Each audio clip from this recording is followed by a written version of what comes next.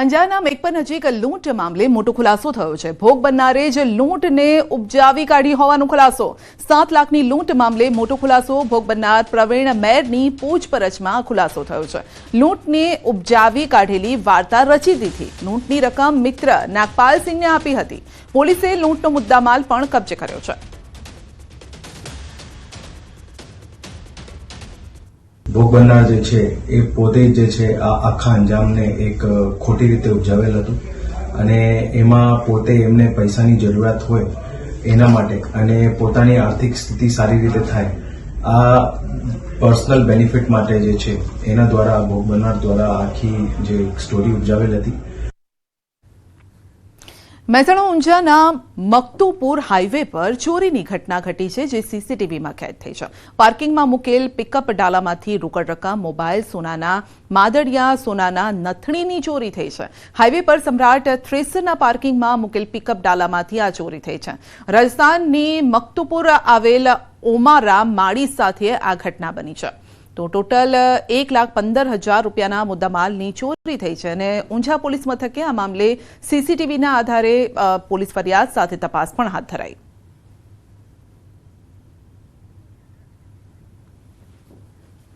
છોટાઉદેપુરના બોડેલી વિસ્તાર કે જે રેડ ઝોન તરીકે ઓળખાય છે, ઉનાળો આ વિસ્તાર માટે આકરી મુશ્કેલી લાવે છે। પાણીના તળ ઊંડા જતા રહે છે, પરંતુ હવે આ વિસ્તાર ગ્રીન ઝોન તરીકે પરિણમશે। જી હા, સરકારે આ વિસ્તારમાં રબર ડેમ બનાવવાની જાહેરાત કરી છે। તો 100 કરોડના ખર્ચે હિરણ નદી પર રબર ડેમ બનશે। ડેમ બનાવવાની સાથે અહીં રાજવાસણા, કાશીપુર સહિત અનેક ગામના લોકોની પાણીની સમસ્યાનો અંત આવશે। મહત્વનું છે કે 1958માં અહીં આ ડેમ બનાવાયો હતો, પરંતુ વર્ષો બાદ આ ડેમ સૂકોભટ બન્યો છે। પાણીનો સંગ્રહ મુશ્કેલ બન્યો છે અને ત્યારે ગામ લોકોની અનેક રજૂઆત બાદ આ વિસ્તારની સમસ્યાની નોંધ લેવાય છે। રબર ડેમ બનાવવાની જાહેરાત કરાઈ છે। ગુજરાત સરકારના મુખ્યમંત્રી ભૂપેન્દ્રભાઈ પટેલ અને મંત્રી કુંવરજી બાવળિયા સાહેબે આ ડેમ માટે 128 કરોડ રૂપિયા જેટલી માતબર રકમ ફાળવતા આ આવનારા દિવસોની અંદર આ ડેમનું ખાતમુહૂર્ત માનનીય મુખ્યમંત્રી દ્વારા થનાર છે। ઓછામાં ઓછા ઉપર ડેમની ઉપરના 60 ગામોને તકલીફ છે ને એની નીચેના 30 થી 40 ગામની આજુબાજુનું જળસ્તર રહેતું નથી અને કમસે કમ ચોમાસું જાય ને પાણીની તકલીફ 12મા મહિના પછી ઢોર જીવજંતુમાં ઘણી તકલીફ પડે છે અને ખેડૂતો દેવાદાર બનતા જાય છે। રબર ડેમ બનવાથી વિયરનું નવીનીકરણ કરીને રાજવાસના મુકામે વિયરની કામગીરી કરવામાં આવશે, જેનાથી રાજવાસનાની આજુબાજુના 15 થી 20 ગામોમાં પરોક્ષ રીતે સિંચાઈનો લાભ થશે। આ ઉપરાંત આ નસવાડી અને બોડેલી તાલુકાના વિસ્તારોમાં ભૂગર્ભ જળ ઉપર આવશે। આનો 100 કરોડ અંદાજે ખર્ચ થશે। બોડેલી તાલુકાના રાજવાસના અને કાશીપુરા વચ્ચેથી હેરણ નદી પસાર થાય છે। આજે હેરણ નદી ઉપર વર્ષો પહેલા રજવાડાના સમયની અંદર અહીં આ ડેમ બનાવવામાં આવ્યો હતો। જે તે સમય વખત આ વિસ્તારની અંદર જ્યારે સિંચાઈના પાણીની મોટી મુશ્કેલી હતી, તે જ કારણે આ વિસ્તારના ખેડૂતોને લાભ મળે તે માટે ડેમ બનાવવામાં આવ્યો હતો, પરંતુ સમય જતાં આ ડેમની અંદર રેતી કાપ ભરાઈ જતા સૂકો ભટ્ટ ડેમ જોવાઈ રહ્યો છે।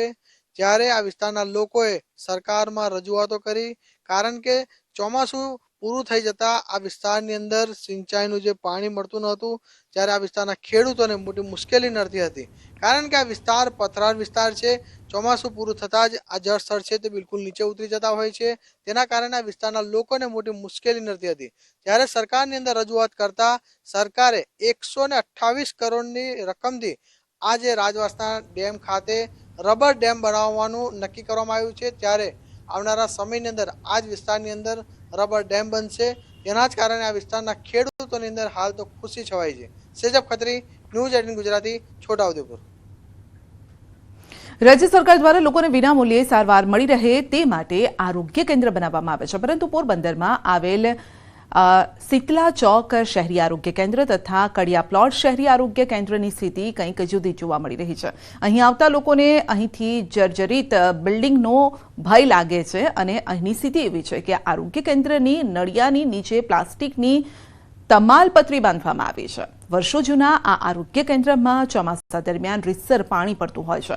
અવારનવાર નળિયા પણ નીચે પડવાના બનાવ બની ચૂક્યા છે. આ બંને આરોગ્ય કેન્દ્રને નવા આરોગ્ય કેન્દ્ર બનાવવા માટે 1.5 વર્ષથી જગ્યા પણ ફાળવી દેવાઈ છે અને છતાં પણ અત્યાર સુધી બિલ્ડિંગ નહીં બનતા લોકોમાં રોષ જોવા મળી રહ્યો છે. આ અંગે પોરબંદર જિલ્લા આરોગ્ય અધિકારીને પૂછવામાં આવતા તેઓએ ગોળ ગોળ જવાબ આપ્યો. આ બંને આરોગ્ય કેન્દ્ર તિતલા ચોક અને કડિયા પ્લોટ અતિ જર્જરિત હાલતમાં છે. ઉપર છતમાં આરોગ્ય વિભાગ તરફથી પાણી અને પોપડા ન ખરે એના માટે તાલપત્રી બાંધવામાં આવી. આરોગ્ય કેન્દ્રો 100 सीधा आपने ले जैसू हवामान विभाग की प्रेस कॉन्फ्रेंस सिटी के लिए फोरकास्ट है, उसमें ड्राई वेदर प्रिवेल करेगा और मैक्सिमम टेम्परेचर की बात करेंगे तो आने वाले 4 दिनों के लिए मैक्सिमम टेम्परेचर में 2 से 3 डिग्री की बढ़ोतरी का पूर्वानुमान है. उसके बाद मैक्सिमम टेम्परेचर में 4 दिन के बाद 2 से 3 डिग्री के गिरावट का पूर्वानुमान है. और मिनिमम टेम्परेचर की बात करेंगे तो आने वाले 3 दिनों के लिए minimum temperature no large change में रहेगा. उसके बाद मिनिमम टेम्परेचर में 2 से 3 डिग्री के गिरावट का पूर्वानुमान है. और मैक्सिमम टेम्परेचर अहमदाबाद और गांधीनगर के रियलाइज की बात करेंगे तो अहमदाबाद में 37.2 और गांधीनगर का 36.8 मैक्सिमम टेम्परेचर रियलाइज हुआ है. और पूरे गुजरात स्टेट की बात करेंगे जहां पे सबसे ज़्यादा मैक्सिमम टेम्परेचर रियलाइज हुआ है वो राजकोट 38.3 डिग्री सेल्सियस. और विंड डायरेक्शन की बात करेंगे तो पूरे गुजरात स्टेट में जो लैंड रीजन पे विंड की डायरेक्शन होगी वो northerly to north easterly wind prevail करेगी. और आने वाले 4 दिनों के लिए discomfort condition entire Gujarat coast पे बनी रहेगी. और जो डिस्कम्फर्ट कंडीशन है वो डे 1, डे 2, डे 3, डे 4 यानी 22, 23, 24 और 25 तारीख को एंटायर गुजरात कोस्ट के लिए due to hot and humid air के कारण डिस्कम्फर्ट कंडीशन बनी रहेगी.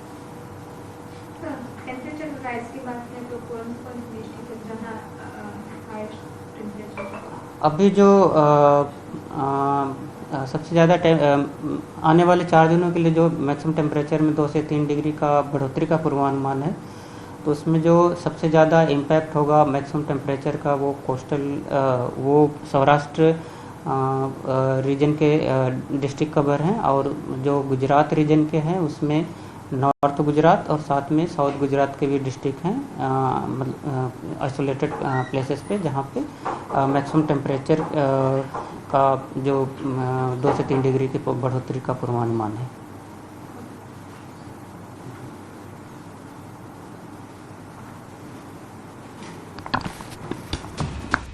તો આવનાર 2-3 દિવસ ગરમી ભૂક્કા બોલાવશે કારણ કે તાપમાનનો પારો 2 થી 3 ડિગ્રી વધવાનો છે. માટે સાચવજો કારણ કે આ સમયમાં જ્યારે ડબલ ઋતુ પણ થતી હોય છે ત્યારે રોગચાળાનો પણ ખતરો રહેતો હોય છે.